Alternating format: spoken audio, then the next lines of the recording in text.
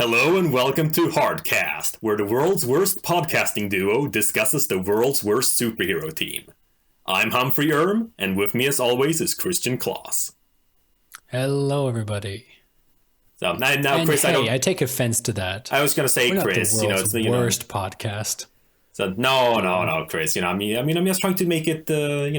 Each time I try to think of like a clever way to start these things, to be in theme. So I thought, okay, well, this. Oh, they're supposed to be clever? Yeah. Each time it's supposed to be clever. Okay. Each time? Yeah, it's like we're going to the dead side, to discuss the comic and stuff like that. All right, well, let's get on with the show. Yep. Well, first of all, not really a disclosure, but you've read this one before. I have read this one before. We had a little short-lived podcast before this called Convince Me. Yes, we did. So, and I convinced him to, I guess we all agreed to, check out whatever we had. But this was one of the things I tried to convince him to like. Yes. Yeah, I can't remember much of that episode. Wasn't this also... I totally forgot that this was about Convince Me. I thought I read this for the article that you were writing about Valiant. No, that was The Valiant. Oh, okay. Are you ever going to publish that? So yeah, I will. So there's, maybe once you actually send back the notes that I gave you on Dropbox months ago, but... There were notes that I was supposed to look at? A while back, but, I didn't feel right bugging you since I'm bad at not doing things, so... I guess in the process, things don't get done, and... Oh, God. Are they? It's been like 2 years, hasn't it? Like 3 years even, maybe. Something like that. I don't know, but wow. we could try to do a proper thing with it. Yeah, well, maybe we can... I'll take a look at it sometime when I have time again. I didn't realize that you were waiting for a response from me. Well, I was at first, and then I just forgot about it. And Yeah. All right, well, yeah, so I've read this. We had this podcast called Convince Me, where we try to convince each other to check out certain things that we wanted to... I don't know, how would you say it? Like just cool things that we liked and we wanted the other person to experience. And then we talked about it. Didn't really go anywhere. It wasn't really that interesting in the long run, especially because my days got busier and busier and I couldn't spend, time watching 3 episodes of some sort of weird cartoon show that Humphrey wanted me to watch. So yeah, I've read this one before. It's good. It's good that I read it again because I had forgotten almost everything about it. So yeah, bring on the questions. Well, that's the thing, I wanted to know like if there was any difference. You said you couldn't really remember it much, but can you remember any difference in terms of how you felt about it before compared to reading it now, both in terms of you? I can't remember what I thought back then. Again, it's been years. It was when we were doing Between the Frames too, right? Oh, probably, yeah. Yeah. So it's been like at least a year and a half? Yeah. Something like that. Yeah, I don't remember. When I was reading through this, I kind of remembered some things. Just very little things. But I was very surprised. It kind of says a lot about my attention span or my memory. Is that I was actually surprised by a lot of stuff in this comic, even though I had read it before. So it kind of was like a fresh slate, actually. And again, I don't know if that speaks to the staying power of this comic or of the story or my memory. But yeah, so it was basically like if I was reading it again. All right. Well, then it would be... But what about this then? Because this would be a different thing. Because when we did Convince Me, I used this as my attempt to kind of get you into Valiant, because I was going on about it all the time, right. And you were like just not interested. And my thought was that okay, well this one, it's not continuity heavy. It's not really like tying into anything.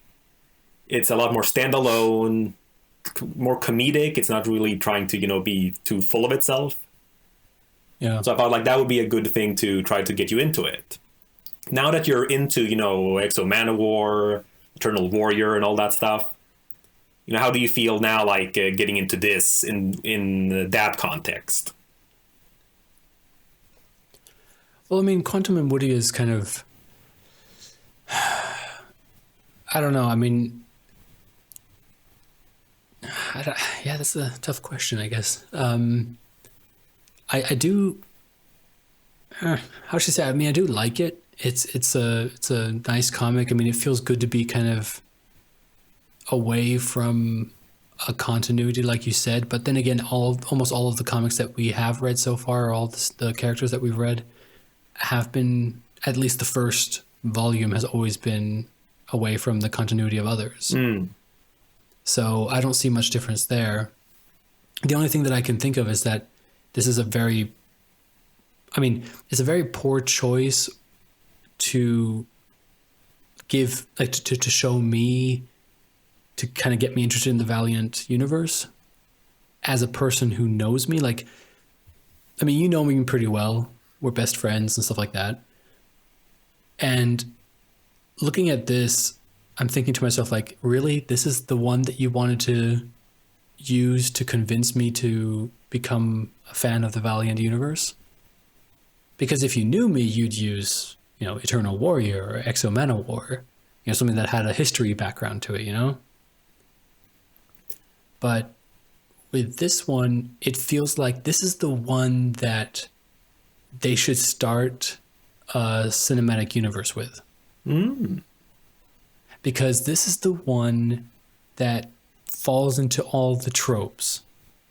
Because remember how I always had this theory that with Marvel movies, the more risky the movie is, the more you have to lean towards typical action movie stereotypes. Well, yeah, the beats. Yeah, like, because I always thought about the whole thing about, like, take a look at the trailers for, like, Iron Man. You had this suave, sexy guy who was in an action movie who was having sex with a lot of women, and even in the trailer you saw that woman who was like half naked coming out of bed, all that kind of stuff. And it was very kind of like typical man action movie. Hot girl, cool guy, lots of explosions, done. And this is what that kind of feels to me. I mean, especially that one scene where we meet, Woody, properly. What is he? He's the guy who has a hot redhead in bed. He has his blanket all the way down to where you can barely see the top of his, or the end of his dick, kind of thing. And he gets out of bed, and then he's like, oh, look, he's quirky. He's not peeing in the toilet. He's peeing in the bathtub, and then, he kind of seems like that.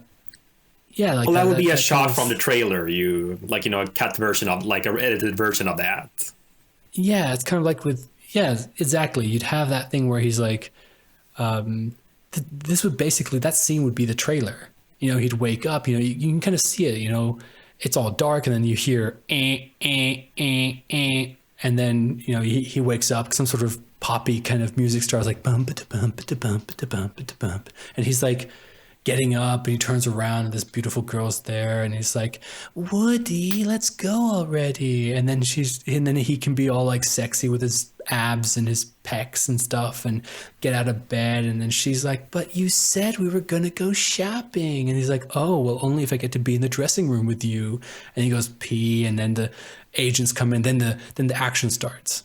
Then he leaps out of the window, and then the explosions happen, and then all the like cool stuff comes. That's basically what I see it as, and that's the kind of the safe action movie kind of thing. You add the comedy in there, so it's it's not only action, it's also funny, that kind of stuff. So for me, this is kind of one of the more safe and boring series that Valiant has brought out. The interesting ones are, again, the Eternal Warrior, again, my favorite one, or even Shadow Man. That's interesting because it takes risks. But this one is just, we've seen this before multiple times, and it works. That's why we've seen it so many times. But it's nothing new. All right. Yeah, no. But again, I mean, I remember you had some similar thoughts last time.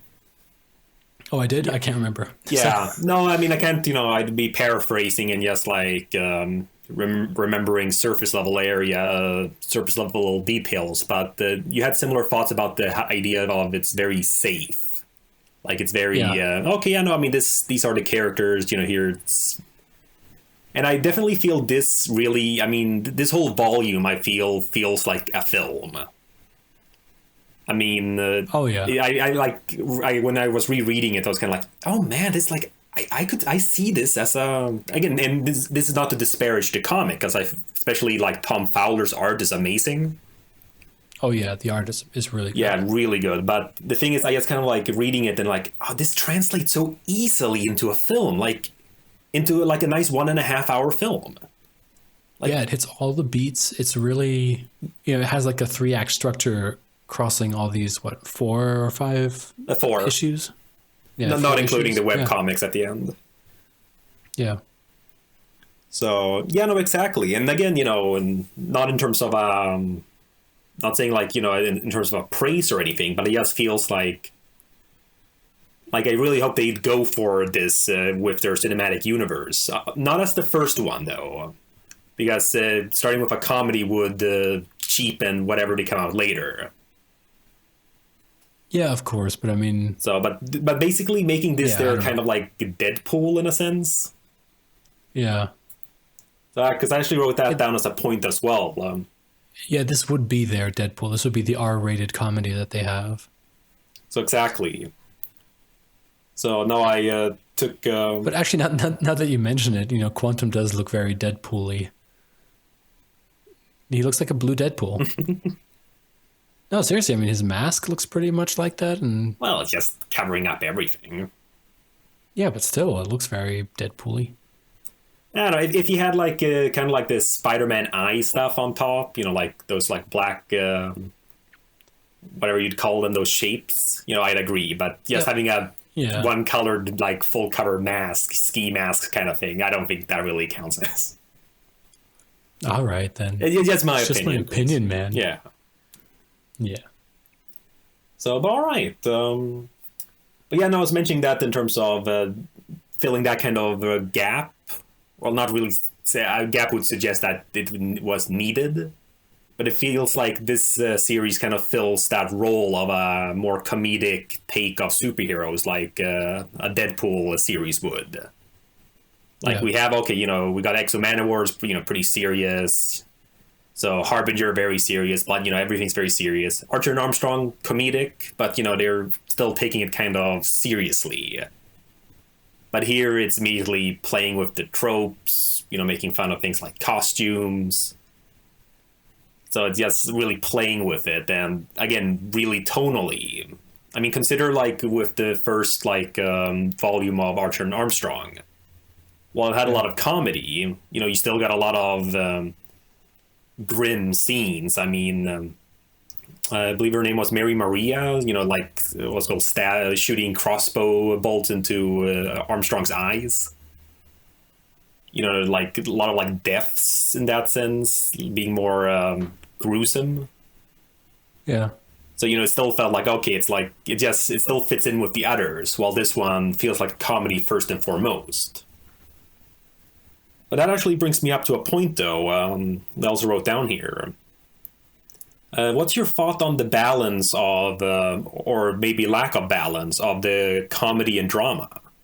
Because rereading it, I forgot that this series had like some really, how should we say, touching moments or like strong, like dramatic moments. Yeah, I guess. I mean, if you want to call it that. I mean, my problem a little bit was with this whole thing is that I just felt the dad was so like really bad at parenting. So that no matter what the drama was, I was just like, oh God, I mean this could have been avoided so easily. I think I even audibly groaned while I was reading the comic when Quantum, or whatever his real name is, Eric. Was it Eric? Yeah. When Eric was then in that coma and then he got out of it, and the first thing that the dad says is like, where's your brother? Like, it's just like, come on, man. It's just like one of those things where that could have been, I mean, I don't know. I mean, that could have been avoided so easily. I mean, this is not like I'm in stress and I'm not thinking straight kind of bad parenting.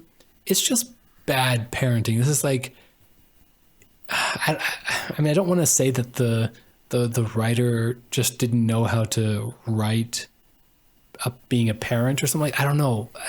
I can't say it, but no, I think what you'd say it's not so much about they don't know how to write a good parent. It's that they purposefully wrote they wrote a good parent doing bad things in order to drive the plot.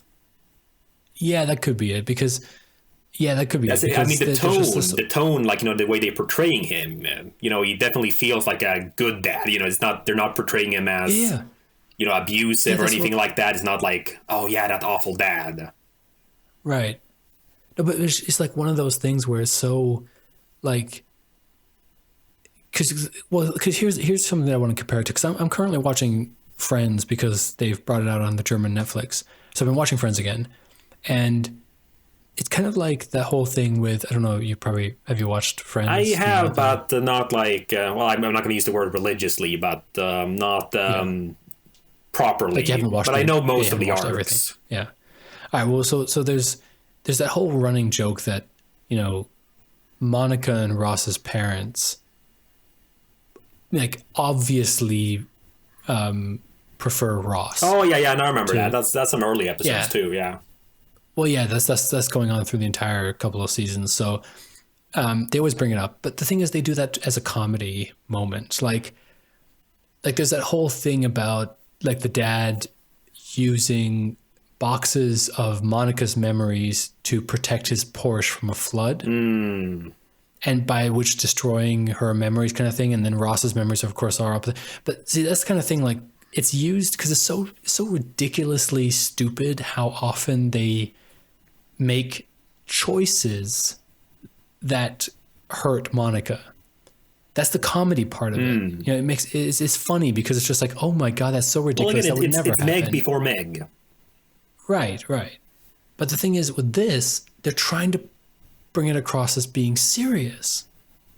And, this is the kind of thing where people would laugh at it if it was a different kind of tone. But because they're making it so serious, it's kind of like, I mean, how funny would this be that, a kid has gone in a coma and his dad is there, crying at his bedside and so happy to see him when he wakes up. And the first thing he says is, "Where's your brother?"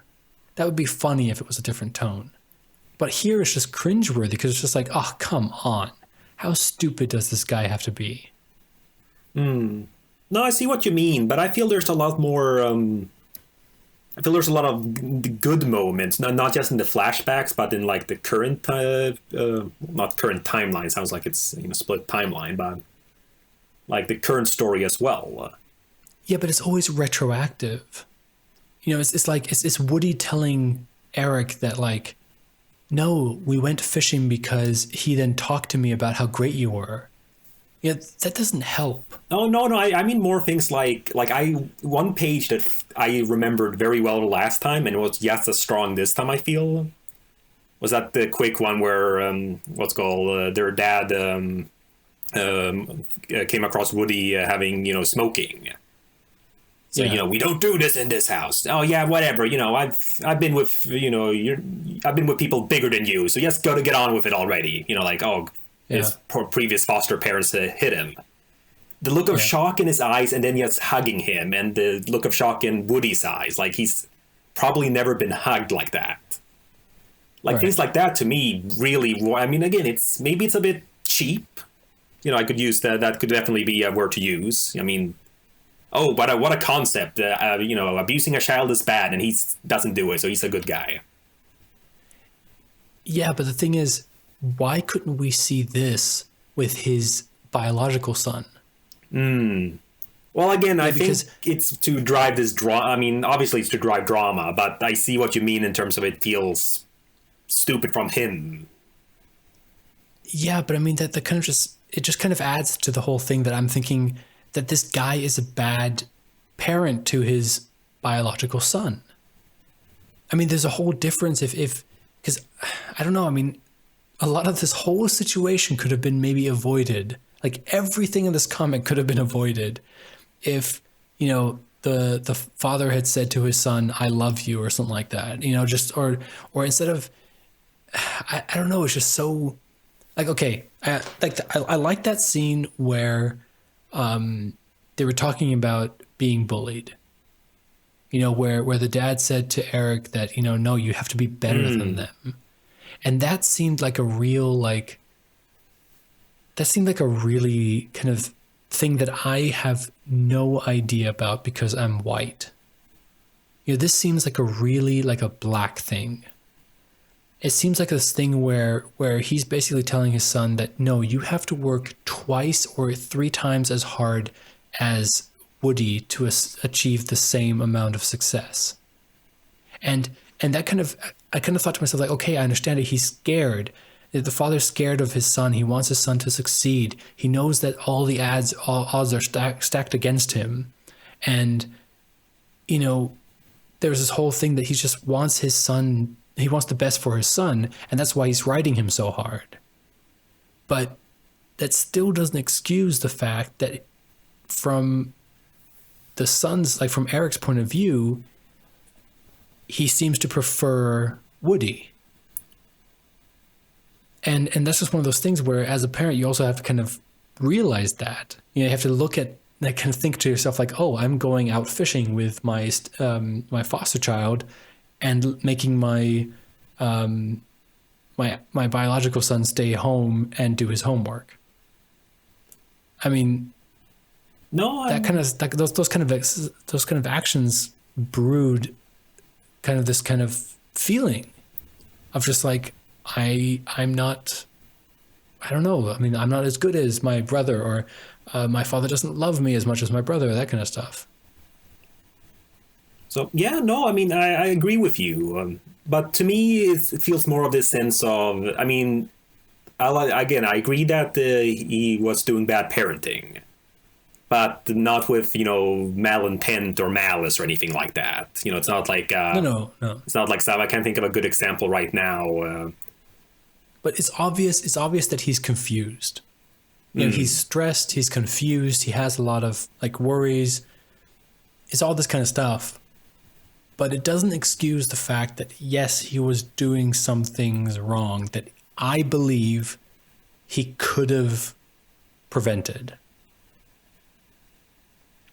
Like, I mean, I understand that if you're like I remember that whole thing about Louis C.K. when he was saying that, my mom, like, his mom worked, all day, and when she came home, she was tired, and then, he was being a little shit. So then what did she do? She just hit him because, she didn't have time to, like, discipline him or anything. She just hit him because that's all she could do.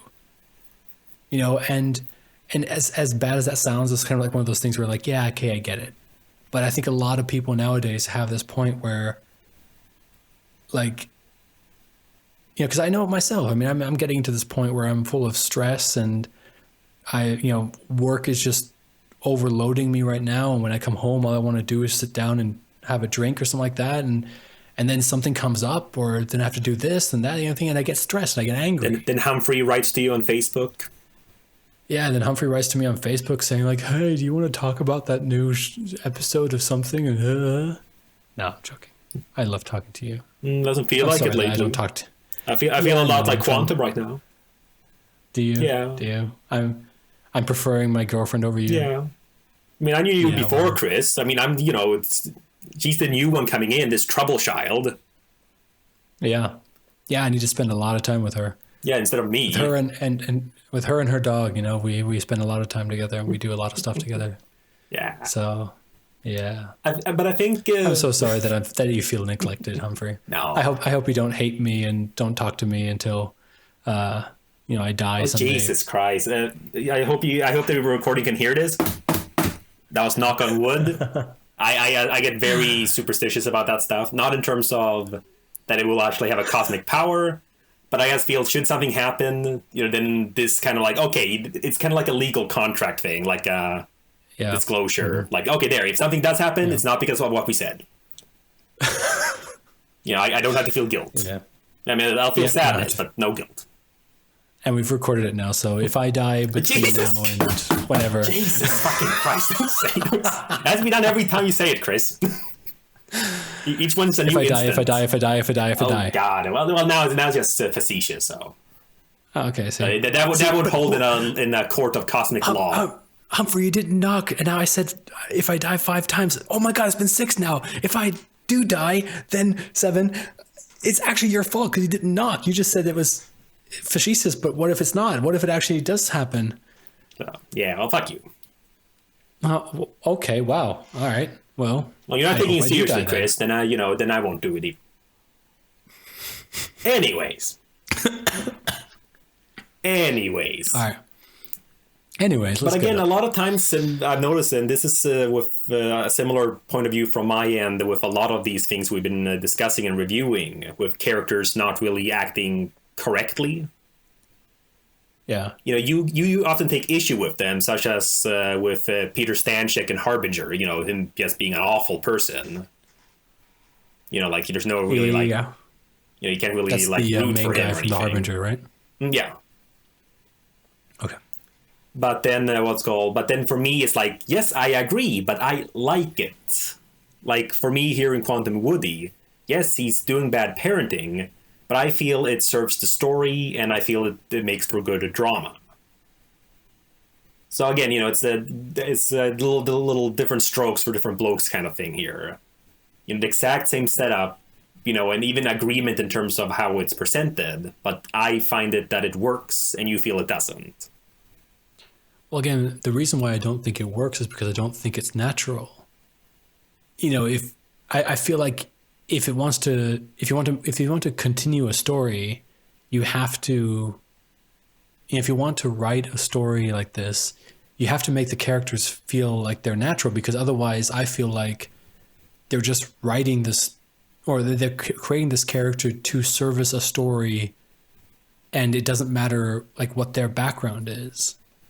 It's kind of like that whole thing with the with Batman versus Superman, where they had that whole thing with Martha. It just felt so forced, and it was just like, I mean, I even groaned in the theater. I was just like, oh God, really? This is the thing? This is how they're going to become friends again?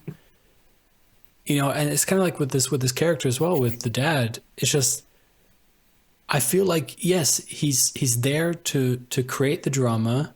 He's there to start a conflict, or to be the source of a conflict, which is funny, to have the conflict happening with these two brothers beating each other up all the time. But I just don't feel it's natural. And that's why I feel like either we should know more about why he's doing this. Like, just mentioning that his wife wanted to have a foster child, or wanted to have foster children, and he forced her to have a child first, like a biological child first.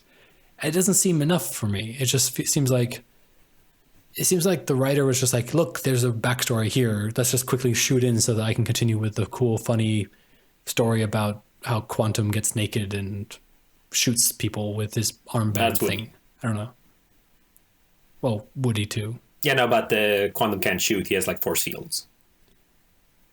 But doesn't Woody have force fields too at the end somewhere? No. So Woody has blasts, and Quantum has force fields. Huh.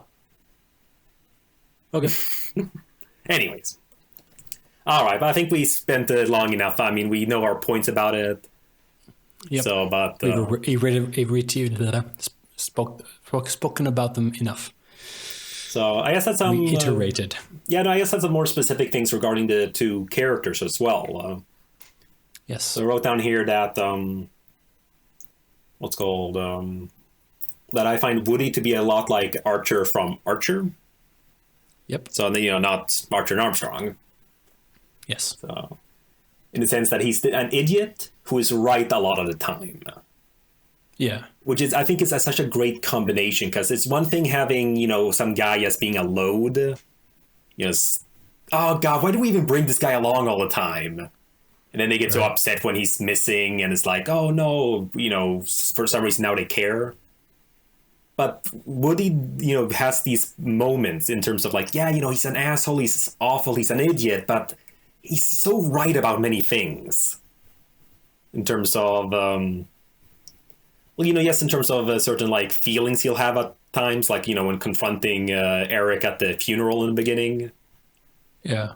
Again, these kinds of things like, you never thought of like contacting me. I was his son for 9 years. And other things too, like even little things where Eric then will take offense, like the whole thing when he reveals that he put on blackface in order to impersonate him. Yeah. And again, I like it because there is a true conflict there, but and I don't blame Quantum, for getting upset. But the thing is, there again, Woody wasn't putting on, he was disguising himself. It was not, as he was mixing that with minstrel show. With all don't you have to sing a song and dance too? But that's the thing, he was like, he was, I mean, again, he was doing something illegal anyways, but, he was impersonating his brother. It was both with the voice and then, what's called, the face paint. The complexion. Exactly. And that's the thing there. Like, I feel, again, I'm not blaming Eric, hating him. But I just feel there like, yeah, no, it's not. He wasn't being racist in that moment in that sense. And as he also points out there, like, when he asks, like, how did a vagrant know I was black? Well, you sound black. And as he said, I don't talk black. Well, no, you sound black. There's a voice, and it's true. Yeah. Unless you have the, what's the one, I always call it the Dave Chappelle white guy voice, but apparently it's also his Obama voice. Okay. I don't know. I've heard of that. It's kind of like, because it's this, or didn't they do that on Key and Peele as well? Like, no one wants to be the whitest black guy in the room. Right. If you put like 5 black people into a room, at some point you're just gonna have, like, what was it? Just an African chant kind of going on. Yeah, an African chant going on. Yeah. But the thing is, it's kind of that voice there. This again, there's different voices, or the one that they make fun of in South Park when they're having the news crew. With Token being the weatherman. Yeah, and then he has to speak more white. Yeah. Again, it's. But I gotta say, when I hear what's his name, Kevin Richardson, Kevin Michael Richardson, the voice actor. Yeah, Kevin Michael Richardson. Yeah. When I hear him in a animated show, I immediately recognize his voice, and it's such a black voice. I mean, not to sound racist now, but no, but that's the thing. It's you can hear it. It's such a nice, dark, deep voice, and it's just so perfect. And I don't know, it feels so weird because I remember it was one of the Batman and Brave and the Bold episodes that I just recently watched, and he was in it, and he was playing a white guy. And I remember when I was like watching it, I was like, "Huh, it's a black guy playing a white guy." But then I realized that there's so many white guys who play black guys and all this stuff further, like, especially in animation where you don't see the actor. But it was just one of those things where he has such a distinct, for lack of a better word, black voice. So, well, he played the Joker in the Batman. Did he? Yeah. Wow. So, and again, even with his like face paint, I'm assuming the Joker there was white in that sense. Yeah. Well, I mean, but anyways, okay, all I'm thinking of right now is like, how did he sound in the Batman? He kind of felt like I wouldn't say not to disparage his what's called his performance. It sounded like they were asking him to be as close to Mark Hamill as possible. Again, like it's a good performance, but it's not a new performance. Okay. But it's just what Woody brings up. I actually looked up after he mentioned it. It's like Panfro from Thundercats.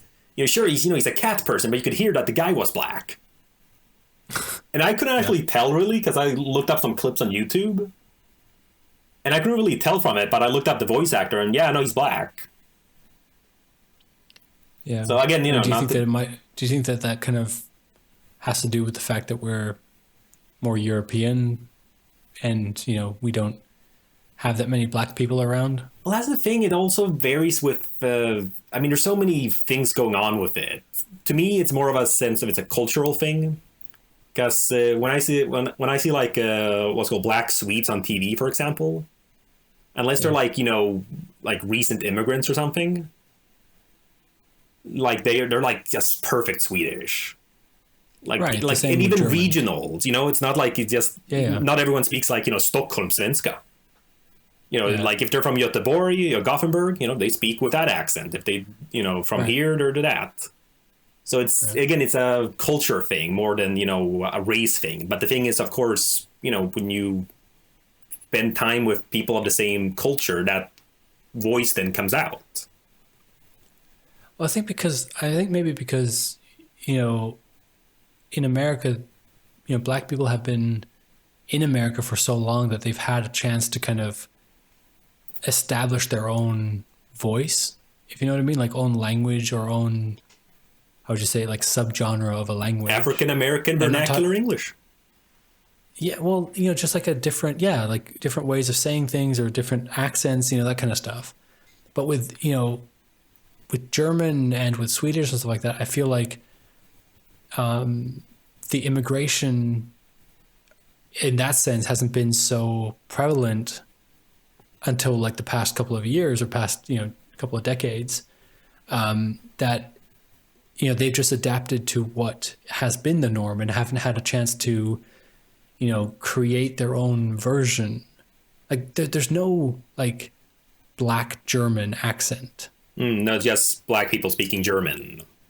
It's just black people speaking German, like actual either Bavarian. I mean, I've actually, it's just the weirdest thing when you see, like for me, it's just such an amazing thing. And he thinks this is amazing too, but is this black guy who was brought up in Bavaria, but with a Bavarian family, and he speaks Bavarian, like actual, like Bavarian that I've only heard from people 60 years and older.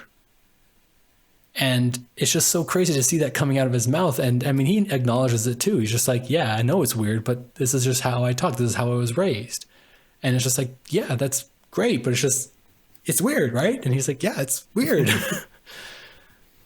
But yeah, it's just that thing. You kind of, yeah, you just adapt to what you have. Well, on that topic, when I got to meet those animators from Burkina Faso when they came to visit the animation workshop. Yeah. So, I mean, they speak French there because it's a former French colony. Yep. So, and again, you know, I haven't met too many French people myself, but you know, I've heard French a lot. And again, you know, they speak perfect French, but there was this African accent to it.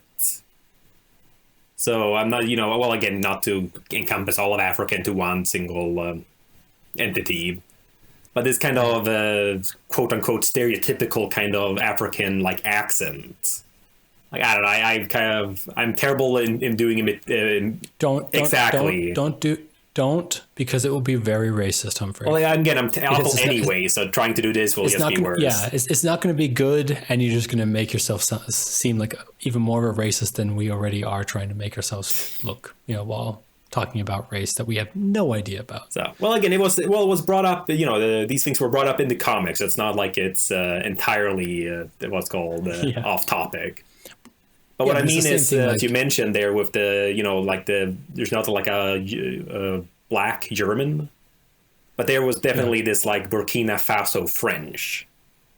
Yeah, well, because it's been like that for centuries. Well, not that long. Or actually, well, yeah. I mean, when was France last, you know, conquering colonies? It's been at least 100 years. Well, yeah, I mean that, but it would have to be at least two. But that's again semantics. Yeah.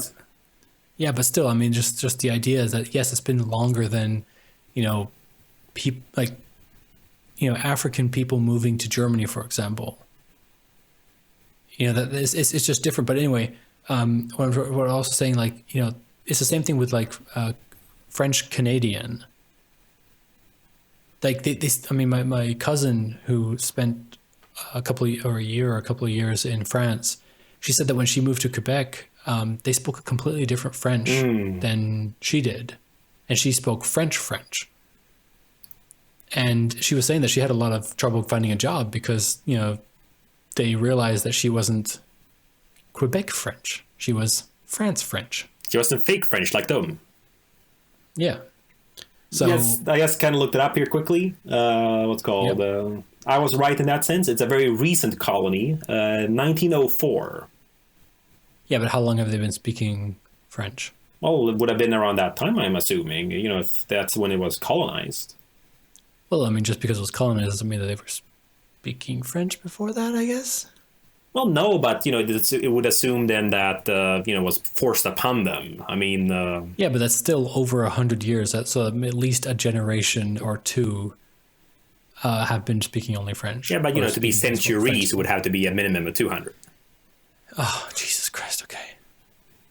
Now, you know, I'm the kind of guy All who right, gets. Humphrey, you're right. I'm the kind of guy who gets right. pissed off in that South Park episode. So when Cartman's pretending that Abraham Lincoln is calling so that their agency looks good. And then Kyle says he's been dead for 200 years. And it's like,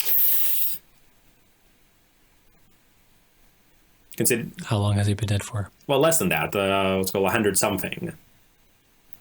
Okay. But yes, feels like too much to round up. But at some point in the future, the episode will be correct. Oh, jeez. All right, let's get on with the show. Yeah. We've talked enough about race and kind of walked the precipice of becoming racists. So how about we continue All right. on something else? All right. Well, you know, since we were talking about Woody when all that came out, you know, let's see if we can, you know, to stay on point with the actual black character, Quantum. I wrote down here, Quantum is unlike many Valiant characters since he actively tries to be a hero, doing what he thinks is right and trying to do things methodically. Do you think that? Do you think if he wasn't in a comedy book, he'd do better? You know, because he like has a lot of like failures, not just in terms of Woody's what's called hijinks, but you know, but he's not like perfect on his own either, even if he is like competent.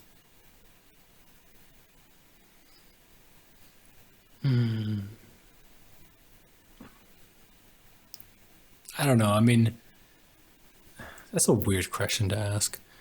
I think he has somewhat of a hero complex. I just recently read a study about that because, you know, there's that whole thing about like in America, they have like this like real hero complex. That's why like American firefighters have like the highest death rate of all firefighters in the world because they feel like they should be heroes. So they risk their lives more, even though it's not necessary. Like, so they're more likely to run back into a burning building to check if there really is no, like no person left in there, you know, that kind of thing. Like, cause again, you know, they see all the movies and they think like, that's how I have to act. I have to be this hero, or because there is a lot of hero worship with, firefighters. I mean, especially around 9/11, you know, there's a lot of like this hero worship of firefighters. So yeah, it's kind of, you know, you can easily get into this sense. And I mean, he is a military man, right? He's in the military. Former military. He's now working in a security company. Right. So that's the kind of thing where, you know, he was in the military and, you know, stereotypically, people in the military do get called heroes a lot of the time. So as soon as you tell someone that you're in the military, they, you know, in America, at least, not anywhere else, but in America, you know, it's always like, oh, well, thank you very much for your service. You're a hero to this country, that kind of stuff. And I feel like, you know, he's gotten so used to hearing that and so like glad that he hears that now he's trying to actively seek that approval again. You know, now that he's not in the military anymore, he's just a security guard, so to speak now, that he is trying to re-find that hero status. I don't know if I'm going too far into the psyche here, but... No, I think that suits it because it's brought up by Woody as well. You know, like in the first volume, first chapter. So when they're stuck in the chamber thing and it's, you know, they're about to die. Now again, you know, yes, Woody's being an asshole anyways, but you know, he's doing that whole thing about, look, Woody, you know, you take the suit, you know, it'll be one good thing I do here, or Yeah, thanks. You weren't even gonna try to talk me out of it? Well, I thought maybe you were actually genuinely, being selfless, but you're just trying to look like a good guy as usual. Right. And that's the kind of thing there. It's the, again, like, kind of a little bit of the humble brag kind of thing. Like, he's not being like a Booster Gold. No, he's being a martyr. That's what he is. Exactly. Because it's not that Booster Gold kind of thing of like, yes, I saved the day. Who wants autographs? It's, Right. no, yes, I did what I did, but, I only did the thing that you guys would have done too, if you had the power or... Again, he wants to, as you said, a martyr. That's the perfect word. Yeah. I mean, even when that little girl asks him if he's a superhero, he answers that yes, he is. And, from what I've seen from other superhero kind of shows, like especially Batman, now that I'm watching a lot of Batman Brave and the Bold, it's always like, no, I'm not a superhero. I'm just a man who's trying to do the right thing. That kind of stuff. Well, in the case of Batman, he is. He's just, he has no powers. Right. Nah, sorry, I was watching that one episode where he got all the superpowers from all the people and defeated Equinox.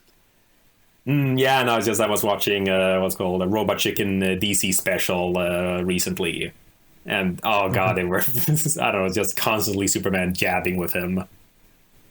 So yeah, we replaced you with this man with a rock.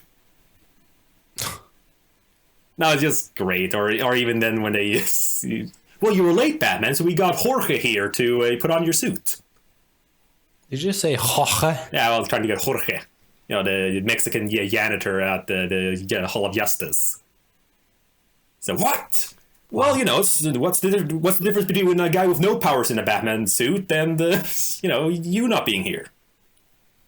Again, like, yes, it's Robot Chicken, so they're dickish, but I just loved it. This episode is becoming really racist. It's not racist. I said Jorge. Right, because it's Mexicans. That's not a race. So, mentioning Mexicans is racist. Yes, mentioning Mexicans is racist. Let's continue. So, Eric is a martyr. Yeah. And again, assuming that, if they were to take his character, like if we somehow remove or downplay Woody, like let's say we wanted to try to do a solo thing. So the Adventures of Quantum. Would he work in that sense, using his personality overall? Would he work? No, but you know what I mean? Sorry, it's like same costume, same kind of like abilities. But would he work as, again, like a sort of like a Batman-like character or something like that? Or would he just be boring? Again, assuming, the villains are standard or whatnot. I mean... Yeah, I guess. It's hard to say because, he's set up to be a part of a team. And, it depends on the writer, of course, what kind of stories they write for him. But, in the best case scenario, every single character of a team should be able to go solo. And still have a nice run of a comic book, you know what I mean? I think it varies. It's a good character if they can. But I feel like, for example, during the New 52 for DC, I felt they were a little bit too liberal with all the characters who got their own comics. Yeah. So it's, I don't know, I feel a lot of times it's this kind of ensemble thing. Like, they can have their moments, there's their times in the limelight. But I feel sometimes like, yeah, no, we don't really need to have, give Captain Atom his own, like, comic. Or Hawk and Dove, their own comic. Like, have them be part of the team and from there have things happen. Yeah, but I think if you come up with an interesting point of view or an interesting kind of, how would you say, if you come up with an interesting story that revolves around these characters, why not talk about it? You don't have to have, you can have Hawk and Dove. Hawk and Dove is very similar to Quantum and Woody, actually. if I think about it. Yeah, I guess. Yeah, actually, yeah. When you I mean, the way that they're constantly fighting, they're brothers. They don't agree with each other. They're just constantly bitching at each other. I mean, that's basically Quantum and Woody with different power sets. in that So why sense, couldn't they have their own comic? I mean, I'm just saying that, if you came up with a unique idea or a unique perspective on their characters or on their dynamic or whatever, why not? I mean, maybe it's not going to be a comic that's going to be an ongoing series. Maybe it's just a 6 series or a oh six yeah, but issue but that's the run. difference. Yeah, but still, I mean, I'm just saying that if you create a good character, you should be able to tell stories with them. And obviously, there's some characters that lend themselves easier to an ongoing series. Like you have your Batmans and your Supermans, who just like do whatever. But there's other characters where I guess the ideas aren't as easy to come by. So you kind of have to have these 6 issues or 6 issue series every now and again when someone comes up with a good idea for them. So yeah, no, it's so no. I mean, at that point, I agree because my thought with having your own like book meant like an ongoing. Yeah, well, I mean, Because if there is a good it, idea, because for me, like an that's like ongoing the character has to be someone who, on their own, or like whatever kind of supporting cast they can generate, where it works. Like, yeah, now we can actually do something with it. So, but either way, it's I don't know. I think it has a lot to do with like the difference between what's a TV show and what's a movie. Of an idea. Like if you have an idea, the first thing you should always think about is like, is it a movie or is it a TV show? mm, Because the difference there is this story about characters and but mostly the plot, like actually what's going to happen, then it's a movie. But if it's all about characters and the situation they're in and the world they're in, then it's a TV show because you can talk more about it. And it's like with Batman, he just has all these characters that he can jump off of. And again, the interesting thing about Batman is not Batman; it's his villains, because that's what we want to see. We want to see what the Joker has come up with this time to foil Batman, and then we want to watch Batman solve the crime and defeat the Joker. And then the next issue he's fighting the Penguin, and then the Riddler, and then whatever, the Captain Freeze or whatever. the good old days. So Yeah. now I'm just thinking there, like as I mentioned, with the whole stretching out stories. Yeah, but that's what I mean. Is just that there's so many different things. I mean, why? I mean, like the beginning of the New 52 with the Court of Owls. That's what made Batman so interesting again. Is then again his new villains. This group of people who we all thought were so interesting when we were reading it. So it's not really the hero that's interesting. It's the situations that he has to come up with or go against. So if you take someone like like Hawk and Dove or something like that, you have to come up with a good villain for them to fight. But because in the zeitgeist, we've kind of gotten to this point where there's these big heroes that have to fight all the villains, So even though a villain might have been, someone else's arch enemy, now Batman fights him because, Batman's the popular character. And I think, yeah, that's what makes it difficult to kind of start these series with other characters that aren't as popular now, is because you have to find a story that is specific to that character that can only be, solved by that character. So if you can't kind of put Batman into it or Superman into it and tell the same story, then you can use those characters. And that's why it takes a little bit longer. That's why, if you want to have a successful Hawk and Dove story, it will only come once every decade or whatever, because only in that time can someone come up with a really good idea or be passionate enough about one idea to then kind of put that forward. I don't know. I'm talking out of my ass again. So Yeah. no, again, it's again, I just brought it up in terms of since he was kind of like a bit different compared to a lot of other Valiant characters in that sense. So regarding Quantum, Yeah. all right. Well, we have like two things left here on the question list. So first is just regarding the ERA, so the Edison Radical Acquisitions. I mean, I felt it was a fun idea. The few characters we got to see besides what's called the leader there, the cloned woman. Yes. I liked, like Betamax was fun. Yep. So, I mean, again, that's a fun idea there, I feel. Oh, wow, it's the first, true cyborg, but it was done in the 80s. I mean, that's like, okay, that's funny, because, had this been done in the 80s, the comic, and then, of course, then it would be high tech. So, but having him now not be able to upgrade all this time since it would kill him is like, I don't know, it's almost like, had it not been so silly, it almost would have been kind of like a tragic figure. So, I don't know, kind of like a little Iron Man-like in terms of, yeah, this thing is keeping me alive, but it's so outdated. So, but any thoughts overall about the organization, their motivations and means? Like, how they compare to the other ones? Not much in that sense. I mean, I kind of like the idea that, the story that Edison has stolen a lot of his patents. A lot of patents. Yeah, that's the word. Thank you. And then making that into a whole evil organization. That's pretty funny. I mean, they were fine as a villain group.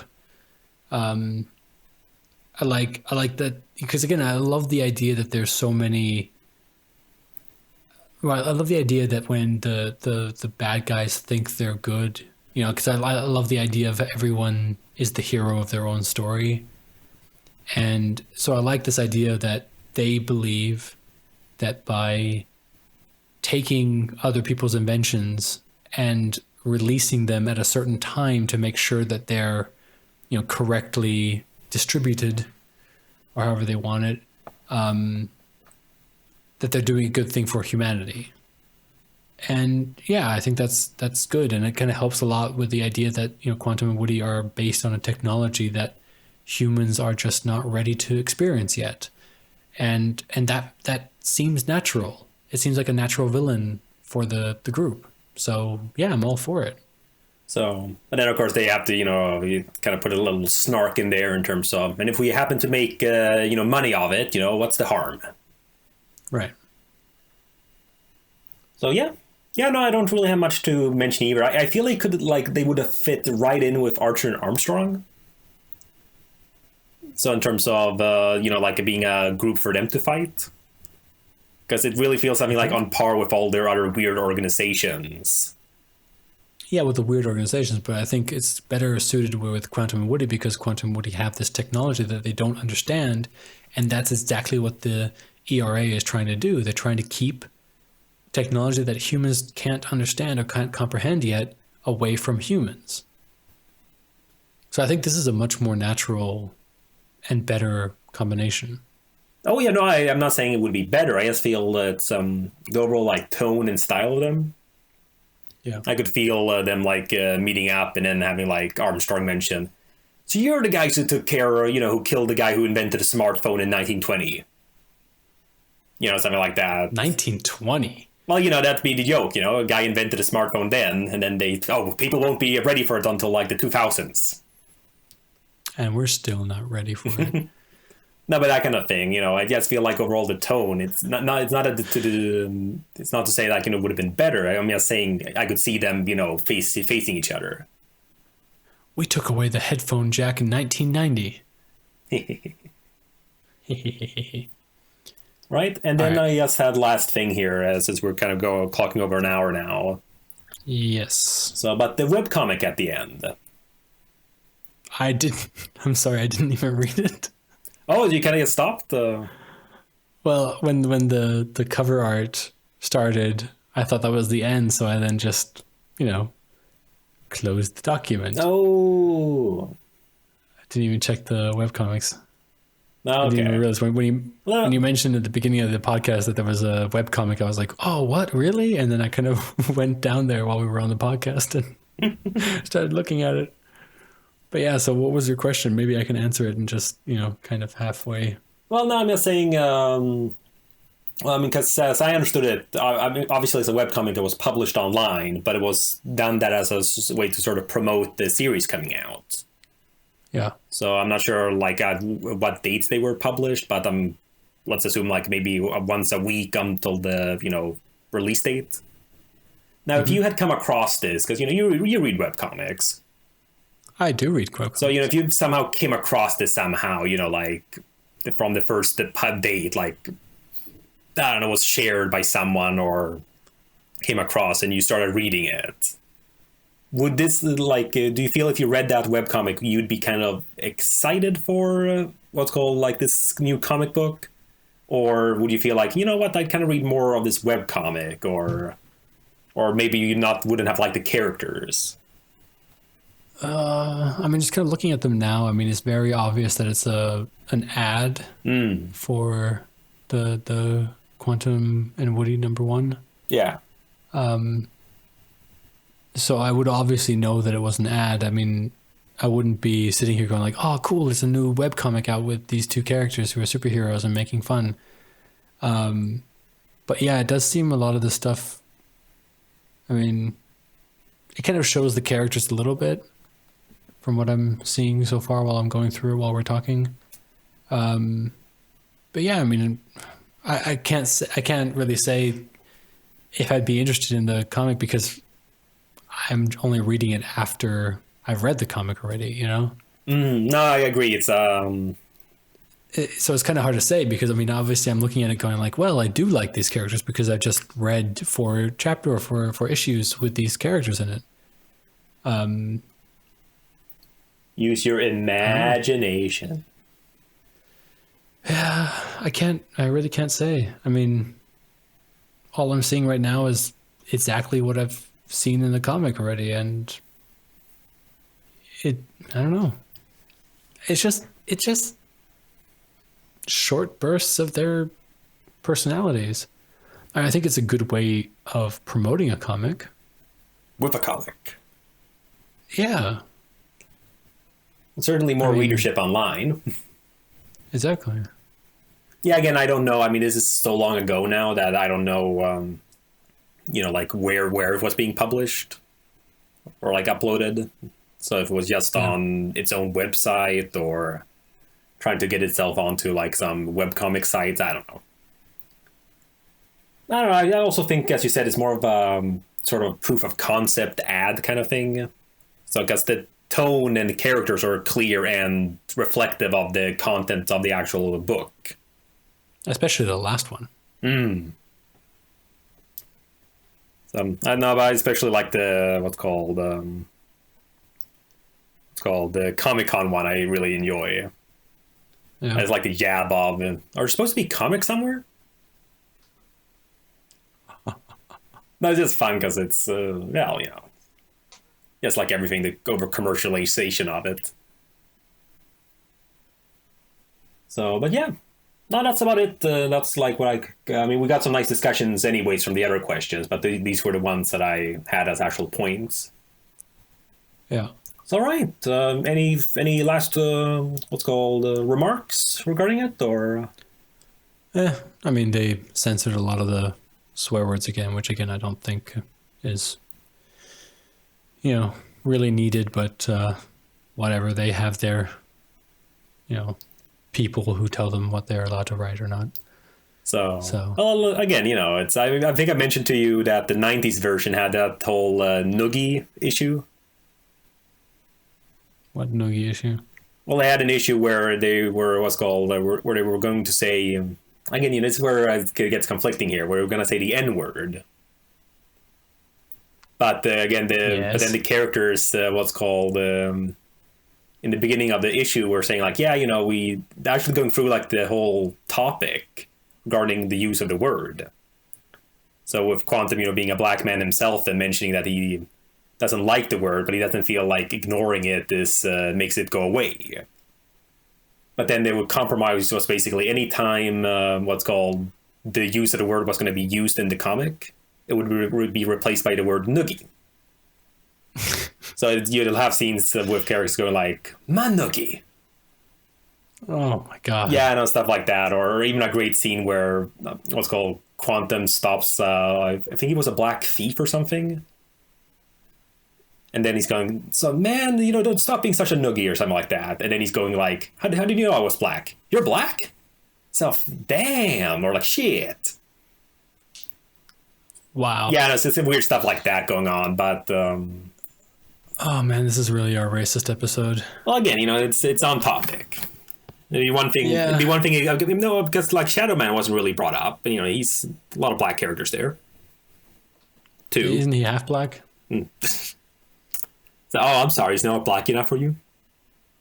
No, it's 1.5 blacks. Oh god.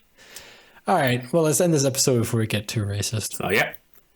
So, but yeah, what's called? Thank you for coming again, Chris, as usual. Yeah, I really liked this comic. Look forward to seeing more. Yes. Well, the next one's my favorite of the ones, the next volume. So, but it'll be a while. Okay. That was the 15th episode of Hardcast, detailing Quantum and Woody Volume 1. For more content from me and Chris, follow us on Twitter at Humphrey_Erm and at Christian D. Claus.